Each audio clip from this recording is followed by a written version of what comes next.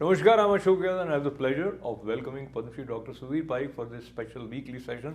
Dr. Sahab, namaste. Namaskar, namaskar.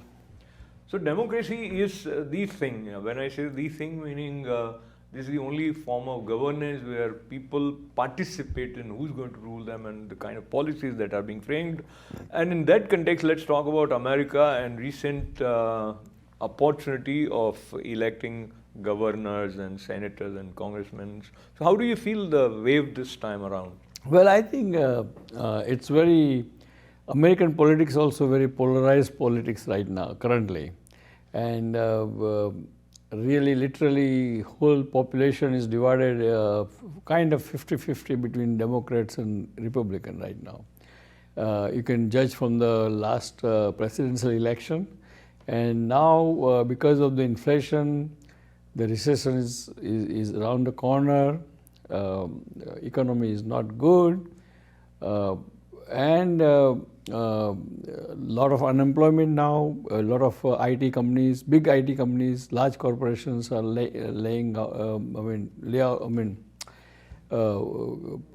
the people on the out of employment.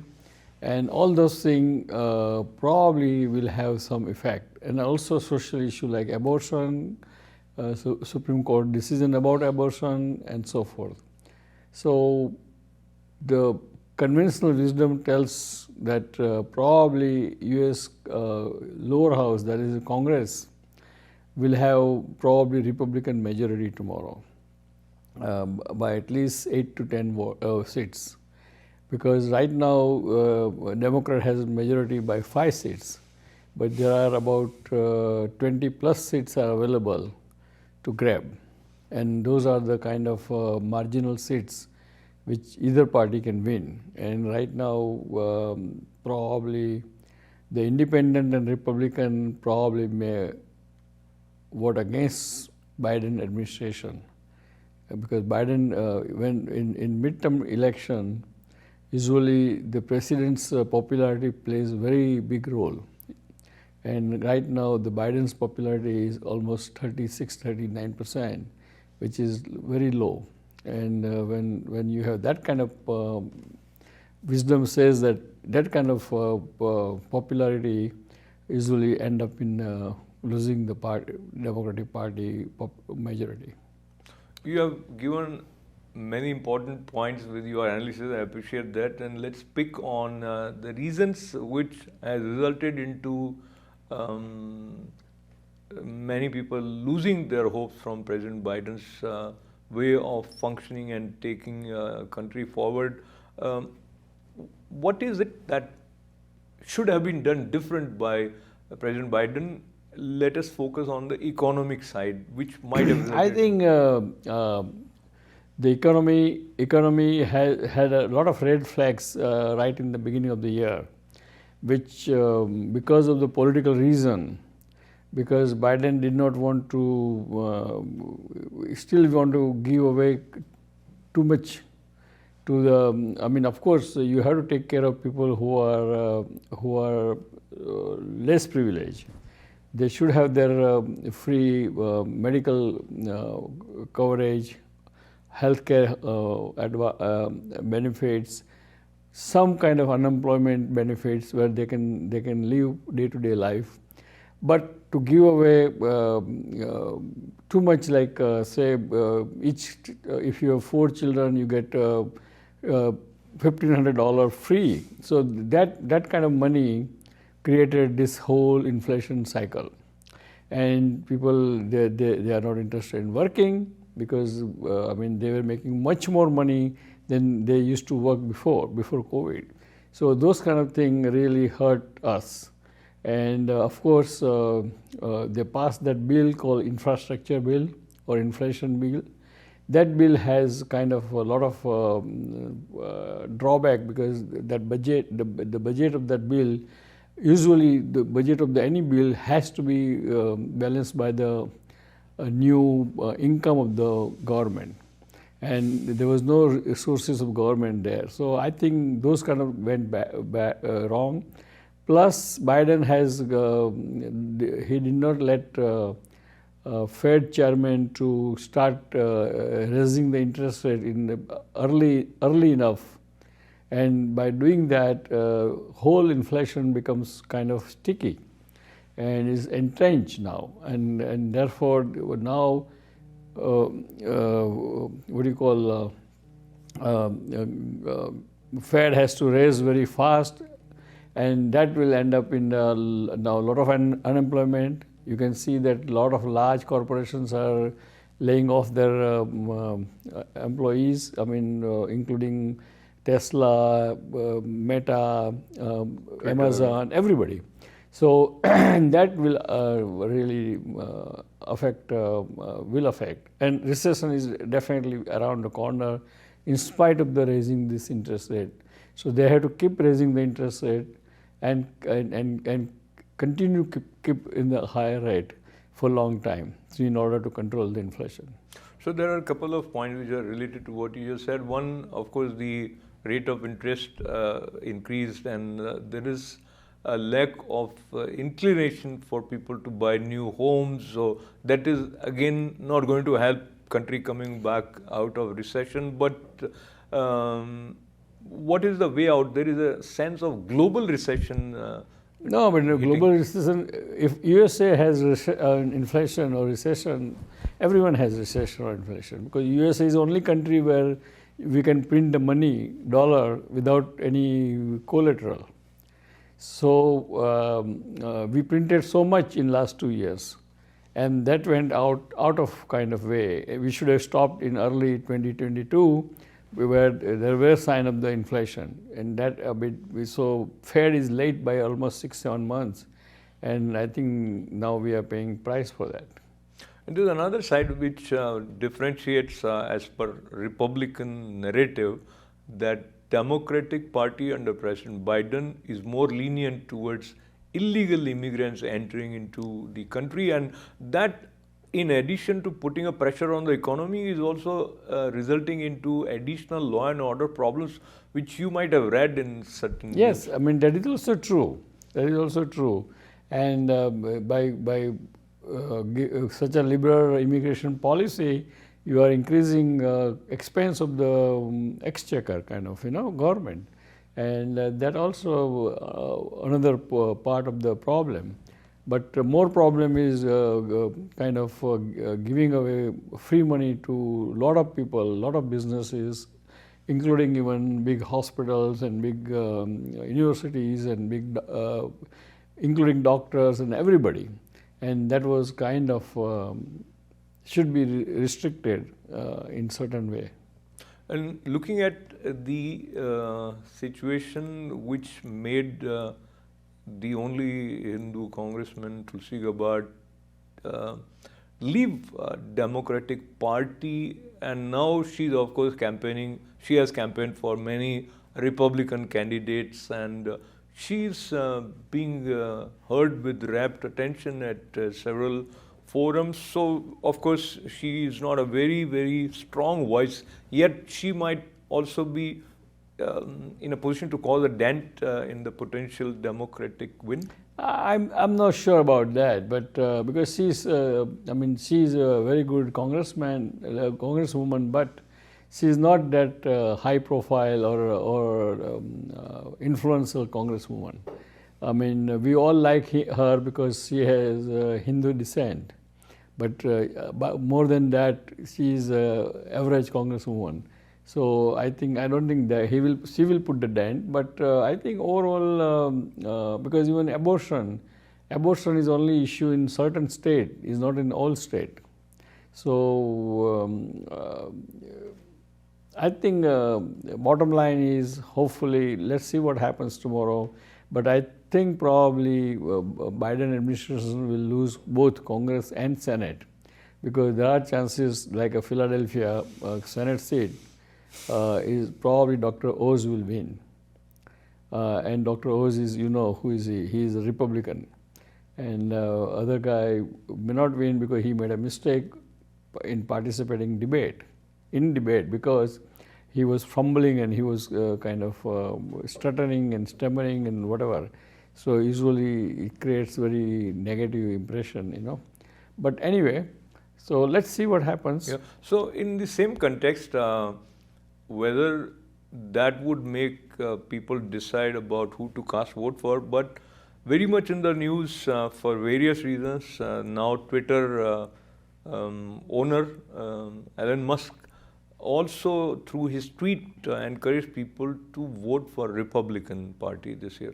How do you see ramifications of this open stand taken by I this don't guy? think that will be very effective at all, because people, when they vote, they're always, there is a saying that in democracy, the economy is a stupid economy. It means when economy is bad, when everybody is hurting, high price gasoline price and high food price and high less supply and all those things, they all always vote their wallet.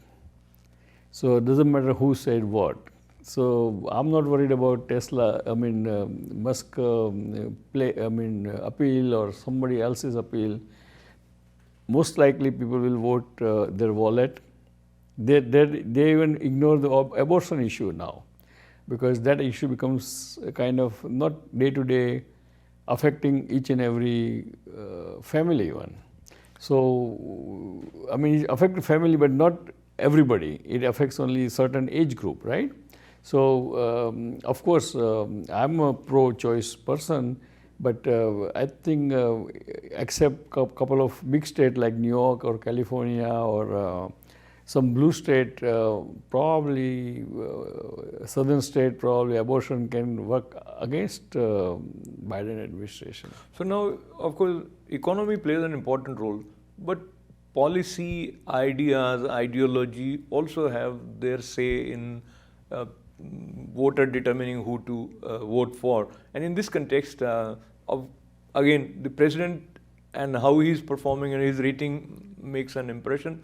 But local issues are also taken into account by voters, and especially referring to New York State Assembly, some of the candidates from Republican Party referring to the proposed bills which would result into a school-going student, even though he might be in 5th grade or something, that he will have option to declare which is his preference. So he's a boy, he wants to be a girl or things like that. So many parents are looking at these sort of issues and this extra liberal approach of Democrats, that they would probably use that also as a factor to decide. Right. So do you see that playing an important role in overall? Yes, all factors plays important role, but I think at the end of the day, if economy is bad, then that's the primary cause of winning or losing. So going from America to India, and recently we had visit of Indian Foreign Minister here, and interestingly, Dr. Parikh, what India is talking about, especially in the intellectual forums, is the address of one university professor from India from America, participating in an NDTV organized enclave, and among other things, where he was analyzing why global media, as well as if you Google, then India is being projected as a fascist state. And he said that think tanks are not biased, but they get in touch with Indian intellectuals, and he says that individually not, but as a class, Indian intellectuals are anti-India. That has become a talk of a lot of forums. And so your take on this particular statement? Well, it's a very kind of sad and disappointing observation, but it is true observation in a sense, because see, most of the intellectuals are they have more informed, let's put it that way, as compared to the common man. And because of they are more informed, they are well informed, they know the global situation, so their thinking is little different, and they are basically more liberal, just like here also. The young Democrats are very, very liberal, right? So, and their thinking is different. They think that world is kind of one, and everybody should has everything whatever possible. So I think he's right that India's intellectuals are probably working against India, directly or indirectly, knowingly or unknowingly. That's true, because they are more, all intellectuals usually by historical standard, they are more liberal and they are more secular, whatever quote unquote secular, so whatever it means. So I by think that. there is probably a lack of understanding about the true spirit of secularism. In Indian context, many times it results into questioning the traditions, and traditions become a part of the Hindu heritage flow, and maybe that results into this kind of situation. But last question, and then I'll seek special greetings, or rather I'll also join you in greeting on Guru Nanak Dev Jayanti. The question was, do you see any conscious effort being made by the government or by counter forces to counter this kind of global false image? Well, I don't know too much in detail about government's effort, but as a neutral observer outside India, when I listen to the news and from the different TV channels and different platform like YouTube or whatever you call it, social media, it looks like government is probably not doing enough. Correct. To set their narratives, and unless they set their narratives right or explain their narratives correct to the people, you end up having what we have now, that intellectual will work against will be anti-India factor. And that's why we are ITV Gold broadcasting the English and Hindi news every day, twice a day, because we want to convey the government's correct narrative to Western world, whatever its effect is. And that's our bit to the correcting our government's narration. And our government is correct. I mean, they are doing very good work, they are doing right work, but that work has to be explained to the world, why we are doing what we are doing. Wonderful. So as we conclude, many festivals we have observed recently. Dev Deepavali, that is Kartik Purnima, was observed with lots of lights at Varanasi, and Guru Nanak Dev Ji's Jayanti 553rd birth anniversary observed. Your greetings for especially our Sikh viewers as well as for everyone on Guru Nanak. Well, dear friends, particularly my Sikh brother and sister, will wish you happy Guru Nanak Jayanti. And we know that Guru Nanak is the one who really made this Sikhism in reality. And the Sikhism, it's a great concept. It's a concept where very inclusive concept. They do not see any caste difference or creed difference. They welcome everyone, whether it comes from the upper caste Hindu or from the middle class Hindu or lower caste Hindu. And that's the beauty about the Sikhism. And Sikhism is really, they are always helpful to the others, as we know. And so we wish all our Sikh brothers and sisters happy Guru Nanak Jayanti. And ITV wish you all the best, and try to help their good initiative, their philanthropic work, and their humanitarian work. So after saying that, I would like to say God bless America, God bless India, and God bless Indian American. Till then, we'll see you next week. Goodbye.